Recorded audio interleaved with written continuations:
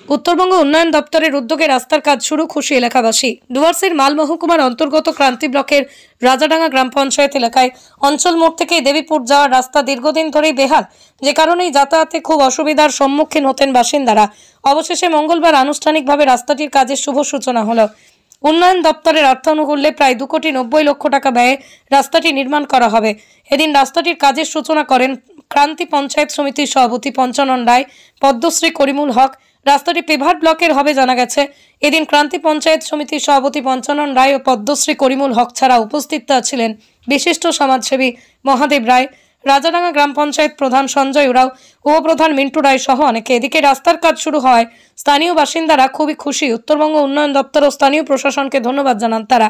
ক্রান্তি থেকে এমডি রাসেলের রিপোর্ট, আমাদের টিভি। পঞ্চায়েত থেকে দেবীপুর ফ্যাক্টরি পর্যন্ত প্রায় 3 কিলোমিটার উত্তরবঙ্গ উন্নয়ন দপ্তরের অর্থানুকূল্যে পেভার ব্লকের রাস্তার শুভ সূচনা হলো।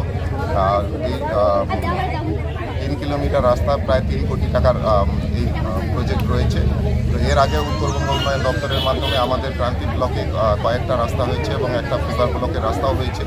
তো আমরা আশাবাদী আগামী দিন আরও উত্তরবঙ্গ উন্নয়ন দপ্তর এবং এসজেডিএ বা অন্যান্য গভর্নমেন্টের যে ব্যাকওয়ার্ড ক্লাস আমাদের মন্ত্রীর দপ্তর থেকেও ইতিমধ্যে বিভিন্ন জায়গায় অনেকগুলো কালভার্ট এবং সিসি রোড টেন্ডার হয়ে গেছে এবং কাজ শুরু হবে।